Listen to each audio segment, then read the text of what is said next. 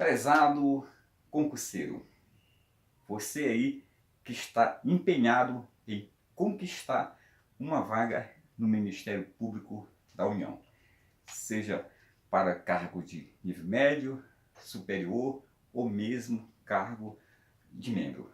Nesse instante, eu que vos falo é com muita satisfação que trago aqui dicas para você sobre o Conselho Superior, entendeu? De cada um dos ramos do Ministério Público. Então, vou falar aqui hoje uma aula sobre Conselho Superior, né? Dentro da nossa Lei Complementar 75/1993, também conhecida com o nome de Lei Orgânica do Ministério Público, tá?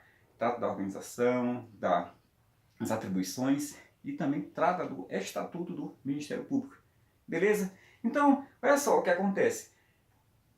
Você faz uma leitura, releitura, e eu trago aqui para você um quadro sucinto desse assunto aí, tirando algumas dúvidas que podem surgir aí nas questões que venham a ser cobradas aí, principalmente você que vai fazer agora a prova em 2018, e essa prova será aplicada pelo CESP. Então vamos aqui. Primeiramente, pessoal, olha só, Conselho Superior. Então, cada um dos ramos do Ministério Público tem o seu Conselho Superior. Eles seguem quase a mesma regra. A exceção, eu vou já te falar qual é e qual é o ramo que tem uma exceção importante que você deverá observar. Primeiramente, pessoal, a composição, em regra, a composição dos conselhos superiores do Ministério Público Federal, do Ministério Público do Trabalho e do Ministério Público do Distrito Federal e dos Territórios, esses conselhos possuem 10 membros, que é o quê? Que é o procurador-geral do ramo, o vice-procurador, 4 subprocuradores gerais, eleitos pelo colégio de procurador daquele ramo, e 4 subprocuradores gerais eleitos pelos seus pares, ou seja, eleito entre os subprocuradores, por eles mesmos. Tá? Então, em regra, cada conselho superior possui 10 membros. A exceção está no Ministério Público Militar, que possui como composição o quê? O Procurador-Geral, entendeu? De Justiça Militar, o Vice-Procurador-Geral da Justiça Militar e os subprocuradores, entendeu? Os subprocuradores da Justiça Militar. Subprocuradores gerais da Justiça Militar. Então fique atento que, em regra, são 10, mas a Justiça, o Ministério Público Militar possui essa diferença aí, no que se refere aos demais. Então, vamos para cá. Composição, em regra, é o quê? 10 membros, tá? Já falei para vocês quem são eles, né? Agora, o mandato deles é de 2 anos. O mandato é de 2 anos, tá? Vamos colocar aqui o mandato é de 2 anos. Tanto dos 4 que são eleitos pelos subprocuradores, quanto dos 4 que são eleitos pelos seus pares. O mandato é de 2 anos. Já sabemos que o mandato também do procurador-geral e do vice-procurador é de 2 anos. Beleza? Então, o procurador-geral do ramo e o vice-procurador são membros natos, tá? São membros natos. Os demais são eleitos para mandato de 2 anos, sendo permitido nesses demais, tá? Eu não vou entrar aqui na seara do procurador-geral e do vice-procurador, se é uma reeleição ou se é permitido várias, porque isso é uma outra aula que a gente vai trabalhar. Mas os demais subprocuradores gerais, tanto os 4 eleitos pelo Colégio de Procuradores, quanto os 4 que são eleitos pelos seus pares, eles têm mandato de 2 anos, permitida uma reeleição. Beleza? Permitida uma reeleição. Coloquei aqui o roteiro para que eu não esqueça. Quem é o presidente? Quem é o presidente do Conselho Superior? Então, pessoal, o presidente do Conselho Superior, quem é o presidente do Conselho Superior? É o procurador-geral do ramo. Então, quem é o presidente do Conselho Superior é o procurador-geral daquele ramo. Então, quem é o presidente do Conselho Superior do Ministério Público Federal? É o Procurador-Geral da República. Ele é o presidente do Conselho Superior do Ministério Público Federal. Então, quem é o presidente de cada Conselho Superior é o Procurador-Geral daquele ramo. Beleza? Agora, detalhe, o vice-presidente, presta atenção, você que está me assistindo aí, você aqui, Vitória, todo mundo está assistindo aí, quem é o vice-presidente do Conselho Superior? Isso que você precisa ficar muito atento. O vice-presidente, pessoal, não é o vice-procurador-geral, entendeu? Por lógica, não é. É um dos outros 8. Está entre os 4 que são eleitos pelo colégio e os 4 que são eleitos pelos seus pares. Por que, Ronilson, que o vice-presidente do Conselho Superior não pode ser o vice-procurador-geral? Sabe por quê? A regra é fácil. Está na substituição. Quem é que substitui o procurador-geral da República, por exemplo? Nos seus impedimentos, ele é substituído pelo quê? Pelo vice-procurador-geral. Mas em caso de vacância até o provimento definitivo, quem o substitui é o vice-presidente do Conselho Superior. Beleza? Até porque senão teria choque. Entendeu? Então, fique atento a esse detalhe. Quem é o vice-presidente do Conselho Superior poderá ser o vice-procurador-geral? Não. Não pode, tá?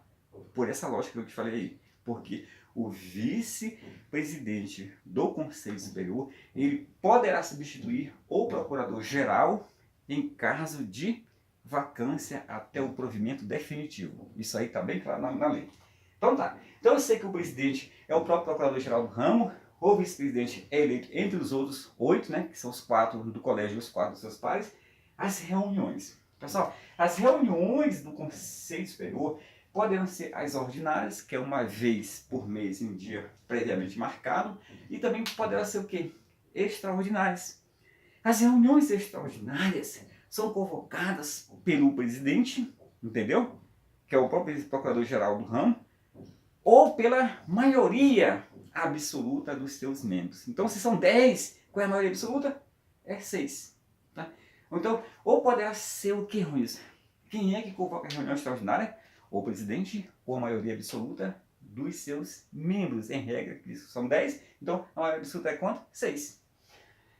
Então, as reuniões podem ser o quê? Ordinária, uma vez por mês, em dia previamente marcado, ou extraordinárias, por convocação do quê? Do presidente ou da maioria absoluta. Não esqueça isso. As deliberações.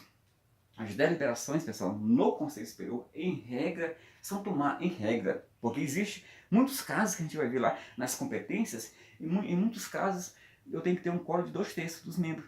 Mas em regra, as deliberações são por maioria dos votos. Presente a maioria absoluta. Então, como em regra, a composição dos Conselhos Superiores são de 10 membros, então, para eu inaugurar uma reunião, eu tenho que ter a maioria absoluta, 6. E qual é a maioria de 6? É 4. Então, em regra, as deliberações são tomadas pela maioria dos votos, presente a maioria absoluta dos membros. Beleza? Então, tá. Então, deliberações.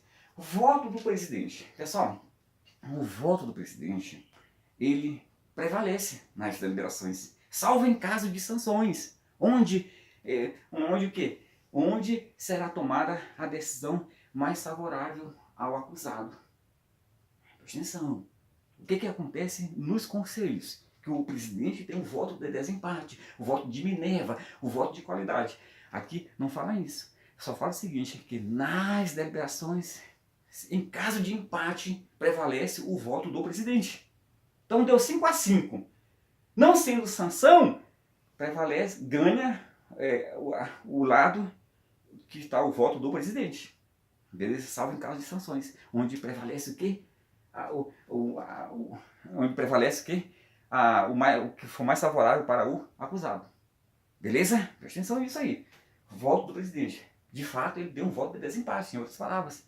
Porque deu 5-5, ganha o lado do voto do presidente. Salvo somente em caso de sanções. Onde, o que prevalece? a decisão mais favorável ao acusado. Voto do presidente. A publicidade das deliberações são feitas no Diário da Justiça, salvo se dispuser em sentido contrário o regimento do Conselho. Suplentes. Pessoal, antes de falar para você de suplentes, eu vou te falar o seguinte: modo da eleição. A eleição acontece pelo voto plurinominal. Plurinominal. O que é isso, Wilson? Eu tenho que eleger, digamos que eu faço parte do colégio de procuradores, eu tenho que eleger 4 membros para o Conselho Superior. Então, na minha chapa eu coloco lá, procurador João de tal, Pedro de tal, Maria de tal e Ciclano de tal. 4. Então, se o voto é plurinominal, eu vou votar, cada procurador vota em 4 pessoas. Cada procurador vota em 4 pessoas, ou seja, a quantidade de candidatos é igual ao número de vagas. Isso que é chamado de voto plurinominal. Então, acontece por voto plurinominal, tá bom? E voto o quê? Facultativo. O voto tem que ser o quê? Facultativo. E também, olha só, secreto. O voto é o quê? Secreto. Voto plurinominal, facultativo e secreto. Esse voto plurinominal, facultativo e secreto, essa eleição acontece tanto para a escolha dos 4 pelo Colégio de Procuradores, quanto para a escolha dos 4 que acontece pelos seus pares. Tá? Os suplentes serão os demais eleitos em ordem decrescente do número de votos. Tá? Serão suplentes. Digamos que foi eleito aí 4 pessoas, né? Foram eleitas. Os mais bem votados serão eleitos. Tá?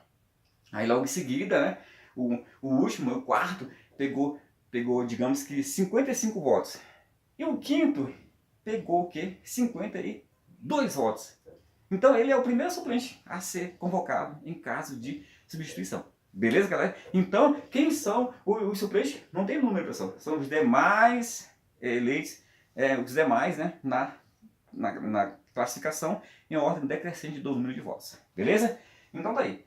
Tranquilo? Então falei aí sobre o Conselho Superior. Lembrando só para você um ponto importante que você não pode esquecer nessa aula de hoje, é que em regra todos são 10. A exceção é o que, pessoal? Do Ministério Público Militar, onde eu tenho o quê? Apenas o quê? O Procurador-Geral, o Vice-Procurador e os Subprocuradores Gerais da Justiça Militar. Beleza?